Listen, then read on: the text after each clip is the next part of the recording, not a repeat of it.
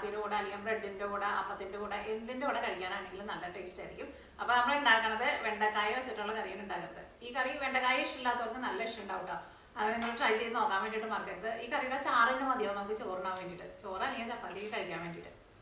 അപ്പോൾ നിങ്ങൾ ട്രൈ ചെയ്ത് നോക്കിയിട്ട് ഫീഡ്ബാക്ക് പറയാൻ വേണ്ടിയിട്ട് മറക്കരുത്. പിന്നെ വീഡിയോ ഇഷ്ടമാണെന്ന് വെച്ചിട്ടുണ്ടെങ്കിൽ വീഡിയോയുടെ അടിയിൽ ലൈക്ക് ചെയ്യുക, കമന്റ്സ് ചെയ്യുക, നിങ്ങളുടെ ഫ്രണ്ട്സിനും ഷെയർ ചെയ്യാം. അപ്പോൾ ഈ നമുക്ക് ഒട്ടും സമയം കളയുന്നതിന് നമ്മുടെ വെണ്ടക്കായ കറി റെഡി ആക്കിയിട്ട് എടുക്കാം. ഇനി നമുക്ക് കറി റെഡിയാക്കാൻ വേണ്ട സാധനങ്ങൾ എന്തൊക്കെയാന്ന് നോക്കാം. അപ്പൊ ഞാനിവിടെ 250 ഗ്രാം വെണ്ടക്കായ എടുത്തിട്ടുണ്ട്. വെണ്ടക്കായ എടുക്കുമ്പോൾ ഒരുപാട് ചെറുതായിട്ട് കട്ട് ചെയ്യേണ്ടത്, ഇതേപോലെ കുറച്ച് വലിയ പീസായിട്ട് കട്ട് ചെയ്തിട്ട് എടുക്കാം. പിന്നെ നമുക്ക് ഉരുളൻകിഴങ്ങാണ് വേണ്ടത്. ഉരുളൻകിഴങ്ങ് ഞാനിവിടെ ഇതേപോലത്തെ ഒരു ഉരുളൻകിഴങ്ങാണ് എടുത്തേക്കുന്നത്. ഉരുളൻകിഴങ്ങായിരുന്നാലും ഒരുപാട് ചെറുതായിട്ട് കട്ട് ചെയ്യേണ്ട, കുറച്ച് വലിയ പീസായിട്ട്, ഒരുപാട് വലുതായിട്ടല്ല, ഇതേപോലെ കട്ട് ചെയ്തിട്ട് എടുക്കാം. അപ്പോൾ ഇത് രണ്ടുമാണ് നമ്മൾ കറിയിലേക്ക് കഷ്ണങ്ങളായിട്ട് ചേർക്കുന്നത്. പിന്നെ കറിയിലേക്ക് നമ്മൾ സാധാരണ ചേർക്കണ സബോള വേണം. സബോള ഞാനിവിടെ ഒരു ചെറിയ സവോള ഫുള്ളായിട്ട് എടുത്തിട്ടുണ്ട്. നല്ല കനം കുറച്ചിട്ട് ഇങ്ങനെ സ്ലൈസ് ചെയ്തിട്ട് എടുക്കുക. പിന്നെ ഒരു ചെറിയ കഷ്ണം ഇഞ്ചി ആയിരുന്നാലും ഞാൻ നീളത്തിലാണ് കട്ട് ചെയ്തിട്ട് എടുത്തേക്കുന്നത്. അത് നല്ല കനം കുറച്ചിട്ട് കട്ട് ചെയ്തിട്ട് എടുക്കുക. അതിപ്പോൾ ചതച്ച് ചേർത്താലും കുഴപ്പമില്ല, പക്ഷേ നീളത്തിൽ കട്ട് ചെയ്യുമ്പോൾ കുറച്ചുകൂടി നല്ലതായിരിക്കും കേട്ടോ. പിന്നെ പച്ചമുളക് ഞാനിവിടെ ഇതേപോലത്തെ ചെറിയ ടൈപ്പ് ഒരു 12 പച്ചമുളക് എടുത്തിട്ടുണ്ട്. കാരണം ഈ കറിയിലേക്ക് നമ്മൾ ഇനി മുളക് പൊടിയൊന്നും ചേർക്കണില്ല. അപ്പോൾ എരിവിനനുസരിച്ചിട്ട് പച്ചമുളക് ചേർക്കുക. മുളക് പൊടി നമ്മൾ ഒരു പൊടിക്ക് ഒരു കളറിന് വേണ്ടിയിട്ട് ചേർക്കും. അത് ഒരുപാടല്ല ചേർക്കുന്നത്, ഒരു 2 നുള്ള ചേർക്കുള്ളൂ. അപ്പോൾ പച്ചമുളക് നിങ്ങളുടെ എരിവിനനുസരിച്ചിട്ട് ചേർക്കുക. പിന്നെ കറിയിലേക്ക് നമ്മൾ വെളുത്തുള്ളി ചേർക്കണില്ല.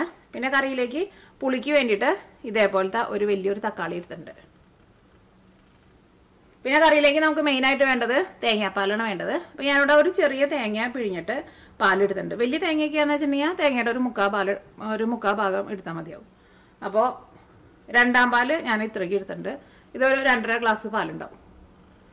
പിന്നെ 1ാം പാല് ഒരു 1/2 ഗ്ലാസ് പാലെടുത്തിട്ടുണ്ട്. 1ാം പാലെന്ന് വെച്ചിട്ടുണ്ടെങ്കിൽ നമ്മൾ തേങ്ങ പിഴിഞ്ഞിട്ട് ആദ്യം എടുക്കുന്ന പാലുണ്ടാവുമല്ലോ, ആ പാല് നല്ല കട്ടിയായിരിക്കും. ആ പാലാട്ടോ 1ാം പാല്. അത് നമ്മൾ കറിയുടെ ലാസ്റ്റാ ചേർക്കുള്ളൂ. കാരണം ആ 1ാം പാല് ചേർത്തിട്ട് നമ്മൾ കുറേ നേരം കറി തിളപ്പിച്ചിട്ടുണ്ടെന്ന് വെച്ചിട്ടുണ്ടെങ്കിൽ ഈ 1ാം പാല് നല്ല തിക്കായിട്ടിരിക്കുന്നല്ലോ. അപ്പോൾ കൂടുതൽ നേരം തിളപ്പിക്കുമ്പോൾ അതിനകത്ത് നിന്ന് വെളിച്ചെണ്ണ സെപ്പറേറ്റ് ആയിട്ട് വരും. അപ്പോൾ അതുകൊണ്ട് നമ്മൾ ഇതേപോലെ തേങ്ങാപ്പാൽ ഒഴിഞ്ഞിരിക്കുന്ന എന്ത് കറിയിലും 1ാം പാല് നമ്മൾ നീക്കി വെക്കും. അത് ലാസ്റ്റാ ചേർക്കാം. കറിയിലേക്ക് മസാലപ്പൊടികളായിട്ട് മഞ്ഞൾപ്പൊടിയും വേണം, മഞ്ഞൾപ്പൊടിയും വേണം, ഗരം മസാലയും വേണം, കുറച്ച് കുരുമുളക് പൊടിയും വേണം. പിന്നെ കറിയുടെ ഒരു കളറിന് വേണ്ടിയിട്ട് ഒരു 2 നുള്ള് മുളക് പൊടിയും ചേർക്കും. അപ്പോൾ പച്ചമുളകും ഒന്ന് 2ആയിട്ടൊന്ന് കീറിയിടണം കേട്ടോ. ഇതേപോലെ നമ്മളിങ്ങനെ തേങ്ങാപ്പാലൊക്കെ പിഴിഞ്ഞിട്ട് വയ്ക്കുന്ന കറിയിൽ നമ്മളിങ്ങനെ പൊടിയായിട്ട് കട്ട് ചെയ്തിട്ട് ഇടില്ലല്ലോ, ഇതേപോലെ 2 പീസായിട്ട് ഇങ്ങനെ കട്ട് ചെയ്തിട്ടില്ല. ഈ കറിയിലേക്ക് താളിച്ച് ചേർക്കാൻ വേണ്ടിയിട്ട് ചുവന്നുള്ളി അല്ലെങ്കിൽ സവോള എടുക്കുക. അപ്പോൾ ഞാനിവിടെ സവോളയാണ് നല്ല പൊടിയായിട്ട് കട്ട് ചെയ്തിട്ട് എടുത്തിട്ടുണ്ട്. പിന്നെ കടുകും വേണം, കറിവേപ്പിലയും വേണം. അപ്പോൾ ഇത്രയും സാധനങ്ങളായിട്ട് നമുക്ക് കറി റെഡിയാക്കാൻ വേണ്ടിയിട്ട് വേണ്ടത്. ഇപ്പോൾ നമ്മുടെ പാൻ നന്നായിട്ട് ചൂടായിട്ടുണ്ട്. ഇതിലേക്ക് വെളിച്ചെണ്ണ ചേർക്കുക. വെളിച്ചെണ്ണ വേണമെന്ന് നിർബന്ധമില്ല കേട്ടോ. സാധാരണ നമ്മൾ കറി വയ്ക്കാൻ എടുക്കണം ഏത് ടൈപ്പ് ഓയിലായിരുന്നാലും കുഴപ്പമില്ല. ഇപ്പോൾ ഓയിൽ നന്നായിട്ട് ചൂടായിട്ടുണ്ട്. ഇതിലേക്ക് സബോളയും ഇഞ്ചിയും പച്ചമുളകും ചേർക്കുക.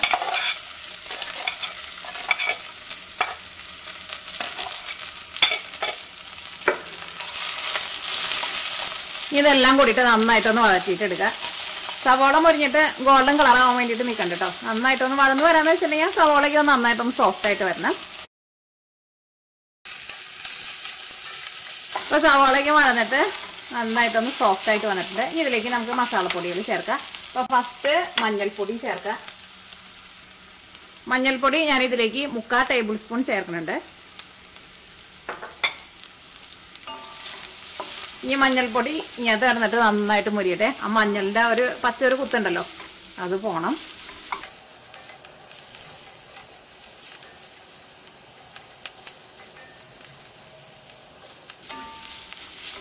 ഇപ്പോൾ മഞ്ഞൾപ്പൊടി ഇതിനകത്ത് കിടന്നിട്ട് നന്നായിട്ട് മുരിഞ്ഞിട്ടുണ്ട്. ആ മഞ്ഞൾപ്പൊടി ഈ സവാളയുടെ കൂടെയാണ് മുരിഞ്ഞ് കഴിഞ്ഞപ്പോൾ നല്ലൊരു മണാക്കി വരുന്നുണ്ട്. ഇനി ഇതിലേക്ക് നമുക്ക് മല്ലിപ്പൊടി ചേർക്കാം. ഞാൻ അതേപോലെ ഇങ്ങനെ ടേബിൾ സ്പൂണിൽ നിറച്ചെടുക്കണ്ട കേട്ടോ.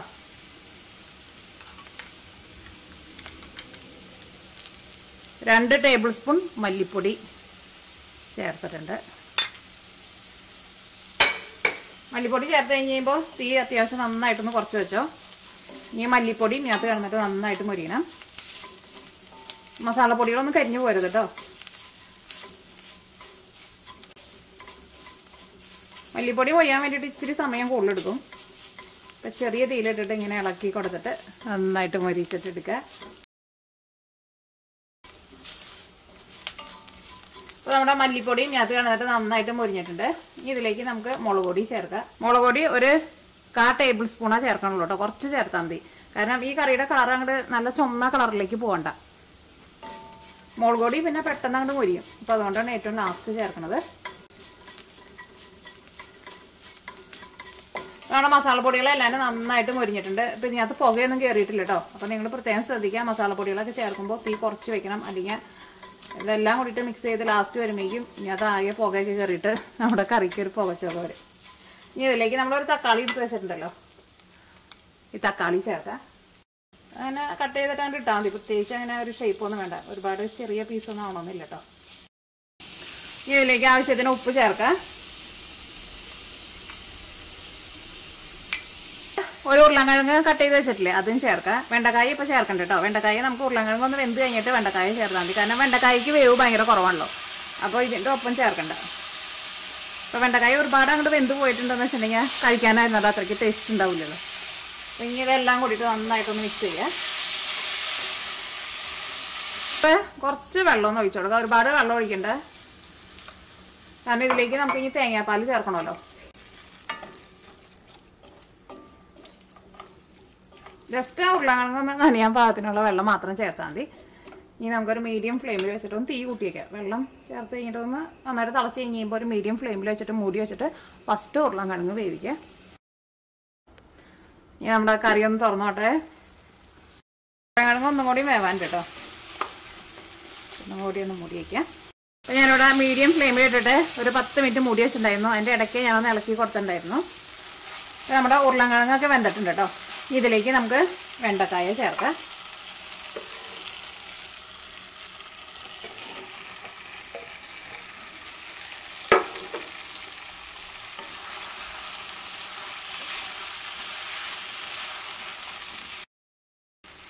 ഇതിലേക്ക് തേങ്ങാപ്പാൽ 2ാം പാൽ ചേർക്കാം.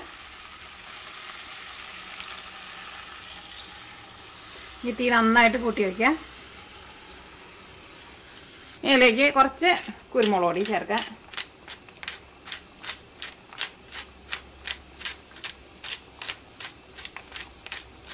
അതിലേക്ക് ഒരു 1/4 ടീസ്പൂൺ കുരുമുളക് പൊടിയാണ് ചേർത്തേക്കുന്നത്. ടീസ്പൂണിലിട്ട് അത്രയ്ക്ക് ഉണ്ടാവുള്ളൂ ഏകദേശം. ഇനി ഇതിലേക്ക് ഗരം മസാല പൊടിച്ചതും ചേർക്കാം. നമ്മുടെ ടേസ്റ്റിനനുസരിച്ചിട്ട് ചേർക്കാം. ഞാൻ അതിലേക്ക് ഒരു 1/4 ടേബിൾ സ്പൂണാണ് ചേർക്കുന്നത്. അതിൻ്റെ പിന്നെ കറിയുടെ ലാസ്റ്റ് നമുക്ക് ടേസ്റ്റ് നോക്കിയിട്ട് ഗരം മസാല വേണമെന്ന് വെച്ചിട്ടുണ്ടെങ്കിൽ അതനുസരിച്ചിട്ട് നമ്മുടെ ടേസ്റ്റിനനുസരിച്ചിട്ട് ചേർത്ത് കൊടുക്കാം കേട്ടോ. ഇനി കറിയിലേക്ക് നമുക്ക് അതിന് ഒരുപാട് ഗരം മസാല ഒന്നും ആവശ്യം ഉണ്ടാവില്ല.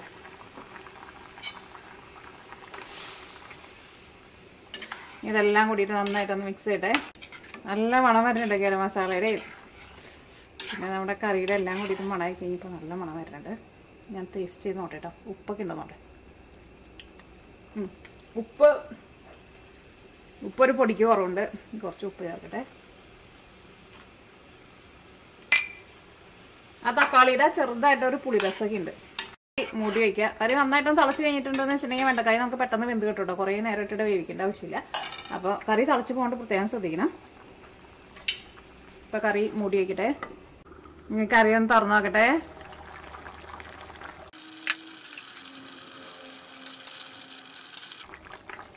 അപ്പോൾ നമ്മുടെ കറിയിലെ വെണ്ടക്കായൊക്കെ വെന്തിട്ടുണ്ട് കേട്ടോ. വെണ്ടക്കായ കറി നന്നായിട്ട് തിളച്ച് കഴിഞ്ഞിട്ടുണ്ടെങ്കിൽ ഒരു 5 മിനിറ്റിനുള്ളിൽ നമുക്ക് വെണ്ടക്കായ വെന്ത് കിട്ടും. പിന്നെ കുറേ നേരം ഇട്ടിട്ടുണ്ട് വേവിക്കേണ്ട. അപ്പോൾ വെണ്ടക്കായയുടെ ആ കളറൊക്കെ അങ്ങോട്ട് മാറും. അപ്പോൾ നല്ലൊരു പച്ച കളറിൽ തന്നെയാണ് ഇരിക്കുന്നത്. ഈ കറിയിലേക്ക് നമുക്ക് 1ാം പാൽ ചേർക്കാം.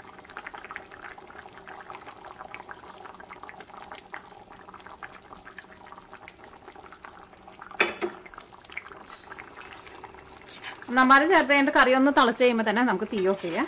കറി ഒന്ന് ടേസ്റ്റ് ചെയ്ത് നോട്ടെ. കറിക്കായിരുന്നാലും ഇതിൻ്റെ ചാറിന് നല്ല തിക്നെസ് ഉണ്ട്. ചോറിൻ്റെ കൂടെ അല്ലെങ്കിൽ ചപ്പാത്തിയുടെ കൂടെ കഴിക്കാൻ വേണ്ടിയിട്ട് നല്ല ടേസ്റ്റ് ആയിരിക്കും. അപ്പോൾ ഇനി നമുക്ക് തീ ഓഫ് ചെയ്യാം. ഇനി കറിയിലേക്ക് നമുക്ക് കടുക് പൊട്ടിക്കുക. അപ്പോൾ നമ്മുടെ പാൻ നന്നായിട്ട് ചൂടായിട്ടുണ്ട്. ഇതിലേക്ക് വെളിച്ചെണ്ണ ചേർക്കുക.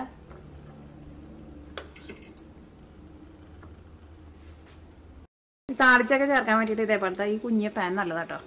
ഇത് ഞാൻ നാട്ടിൽ നിന്ന് വാങ്ങിച്ചത്. പിന്നെ ഇതിൻ്റെ ഈ പിടുത്തായിരുന്നാലും ഈ സ്റ്റീലിൻ്റെ പിടുത്തം, അതുകൊണ്ട് തന്നെ ചൂടടിച്ചാലും നാശാവില്ല. നമ്മുടെ വെളിച്ചെണ്ണ നന്നായിട്ട് ചൂടായിട്ടുണ്ട്. ഇതിലേക്ക് കടുക് ചേർക്കാം. കടുക് ഞാനൊരു 3/4 ടേബിൾ സ്പൂൺ ചേർത്തിട്ടുണ്ട്. അപ്പോൾ കടുക് നിങ്ങൾക്ക് അത്രയ്ക്ക് വേണ്ടാന്ന് വെച്ചിട്ടുണ്ടെങ്കിൽ കുറച്ച് ചേർത്ത് കേട്ടോ. എനിക്ക് കടുക് ഇങ്ങനെ കുറച്ച് കൂടുതൽ ചേർക്കുന്നത് ഇഷ്ടമാണ്. ഈ കടുക് പൊട്ടട്ടെ. കടുക് പൊട്ടുന്നത് എന്തിനാണെന്നറിയോ? അല്ലെങ്കിൽ ആ കടുക് നമ്മൾ കടിക്കുമ്പോൾ ഒരു കയ്പ്പ് രസം വരും. അതിന് പൊട്ടാനുള്ള കടുക് കൊടുത്തത് നന്നായി. ഇനി ഇതിലേക്ക് ചുവന്നുള്ളി അല്ലെങ്കിൽ സവോള ചേർക്കുക.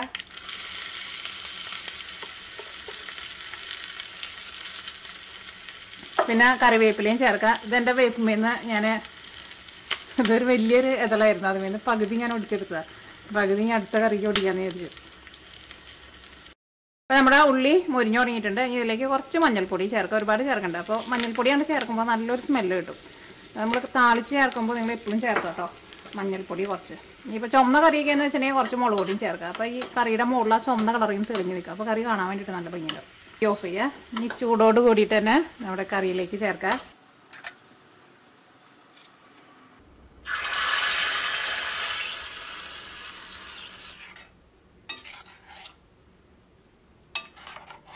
നല്ല മണം വരുന്നുണ്ട് കറിക്ക്.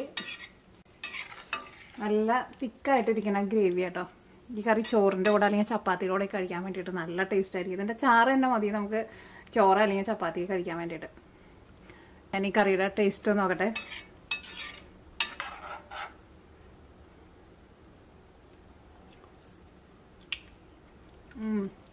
ഒന്നും പറയാനില്ല. നല്ല ടേസ്റ്റ് കേട്ടോ. നല്ല രസമുണ്ട്. എനിക്ക് ഇങ്ങനത്തെ കറികളൊക്കെ ഭയങ്കര ഇഷ്ടമാണ്. എനിക്ക് ചോറിൻ്റെ കൂടെ കഴിക്കാനായിട്ട് കൂടുതൽ ഇഷ്ടം. എനിക്ക് ചപ്പാത്തി അത്രയ്ക്ക് ഇഷ്ടമില്ല. എനിക്ക് ചോറാണ് കൂടുതൽ ഇഷ്ടം. ഞാൻ ചപ്പാത്തിയുടെ കൂടെ കഴിക്കാനാണെങ്കിലും നല്ല ടേസ്റ്റ് ഉണ്ടാവും. ചപ്പാത്തി ഇഷ്ടമുള്ളവർക്ക് ചപ്പാത്തിയുടെ കൂടെ കഴിക്കുക, ചോറ് ഇഷ്ടമുള്ളവർക്ക് ചോറിൻ്റെ കൂടെ കഴിക്കുക. ട്രൈ ചെയ്ത് നോക്കിയിട്ട് ഫീഡ്ബാക്ക് പറയാൻ വേണ്ടിയിട്ട് മറക്കരുത്. ട്രൈ ചെയ്ത് നോക്കാൻ വേണ്ടിയിട്ട് മറക്കരുത് കേട്ടോ. നല്ല ടേസ്റ്റുള്ള കറിയാണ്. അപ്പോൾ ഈ നമുക്ക് നാളെ വേറൊരു പുതിയ റെസിപ്പി ആയിട്ട് വരാം.